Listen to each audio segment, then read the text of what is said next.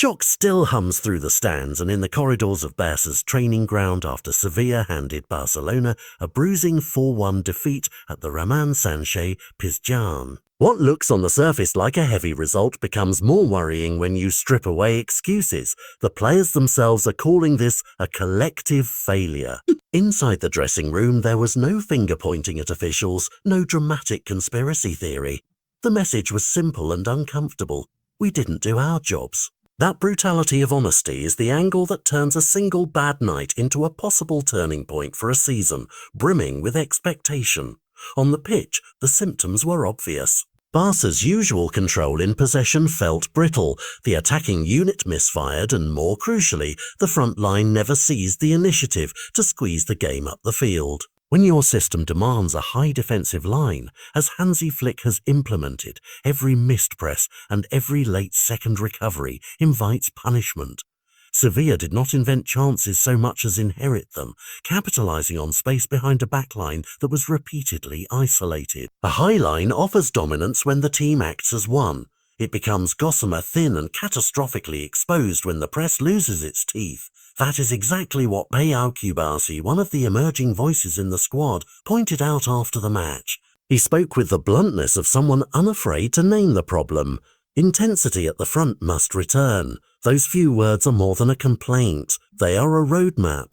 If you press higher collectively, you deny the opposition time to exploit the space that a high backline creates. If you fail to do so, the very tactical choice designed to win games quickly becomes a liability that hands momentum to teams like Sevilla.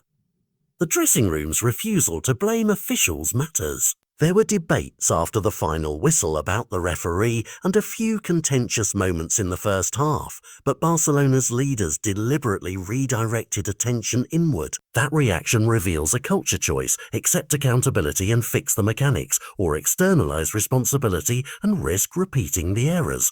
When players themselves name pressing as the central weakness, the coach has both the diagnosis and, crucially, the patient's consent to act. So what changes? First, the front three must recover their bite. That has nothing to do with formation tweaks alone.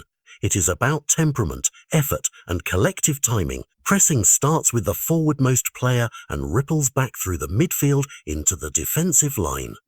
Second, transitions must be rehearsed. When possession is lost, the nearest players must react instantly to cut passing lanes and slow the opponent's progression. Third, tactical nuance. On certain nights, the high line may be too risky, and Flick will have to weigh the reward of aggression against the danger of exposure. Beyond tactics, there are bigger stakes. The calendar doesn't pause for reflection. Big fixtures loom, not least El Clasico, the fixture that defines narratives and can reshape a season's momentum.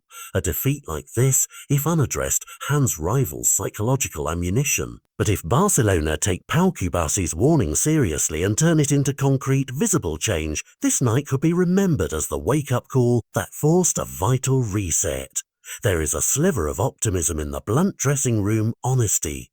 Players admitting fault is the precursor to repair. That path requires urgency and humility, training sessions rebuilt around coordinated pressing drills, clearer daily standards for first and second phase reactions, and leaders within the squad demanding those standards are met. Flick's role becomes managerial and motivational. He must translate the locker room's self-criticism into tactical adjustments and renewed intensity. In the end, this Sevilla defeat is both a warning and an opportunity. It exposed how fragile a high-line system becomes without collective pressure, and it handed Barcelona a choice. Let the result fester into self-doubt or use it as the harsh mirror that exposes weaknesses and catalyzes improvement. Pau Cubarsi has issued his warning: press harder or let the season slip away. The next 2 weeks of preparation will reveal whether Barcelona respond with the necessary urgency or continue to learn this lesson the hard way.